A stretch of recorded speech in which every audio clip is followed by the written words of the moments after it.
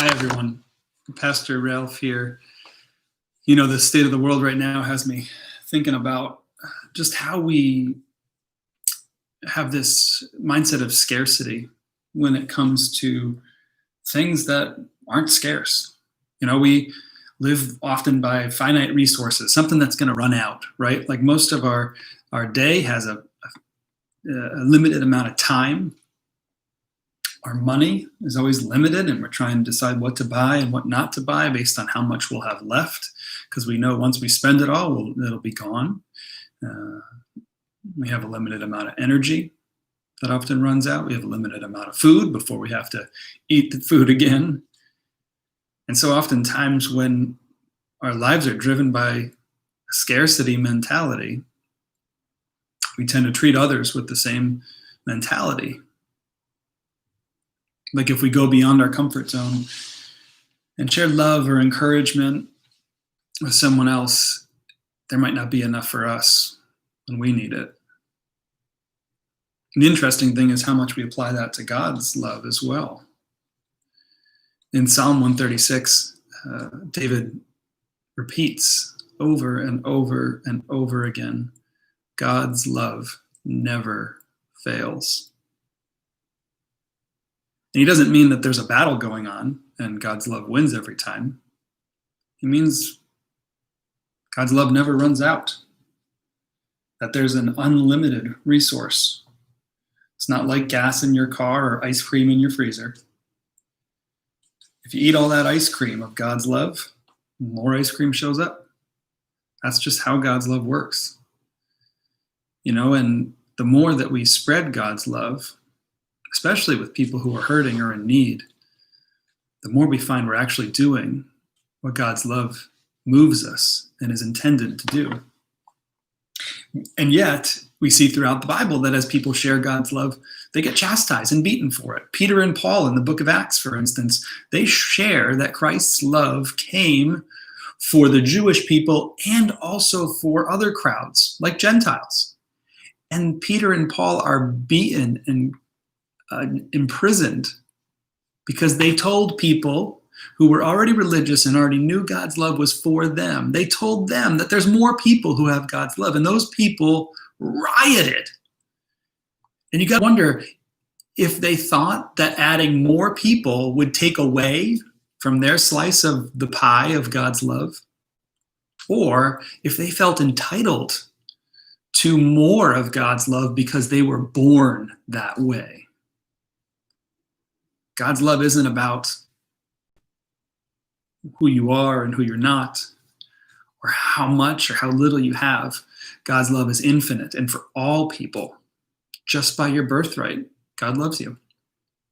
And telling someone God loves them, or that you care about them, or that they matter, doesn't take away from how much God absolutely loves you.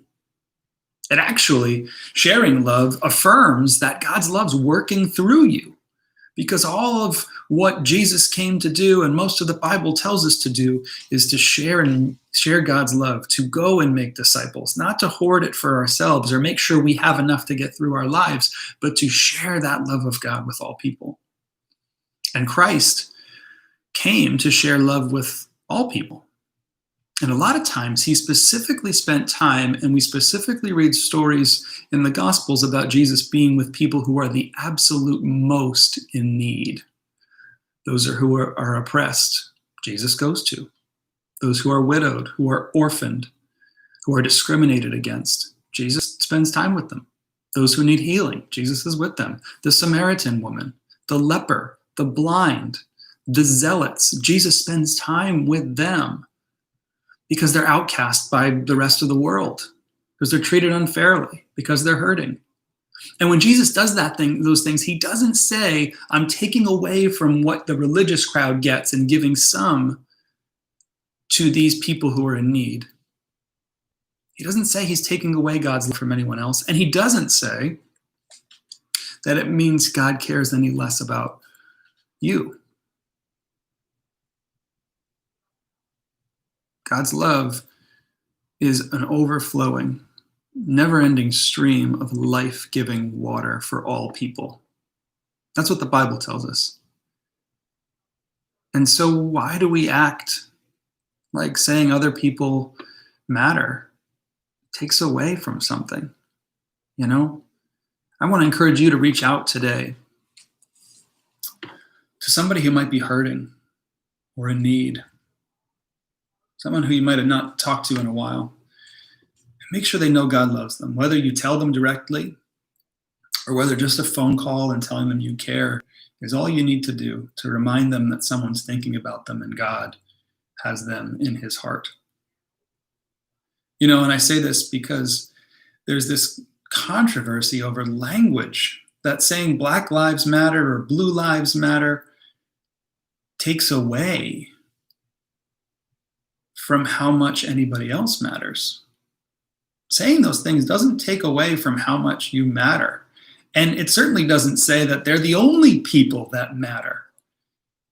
Saying Black Lives Matter is just like Jesus going to people who are hurting and saying, I haven't forgotten about you and God loves you.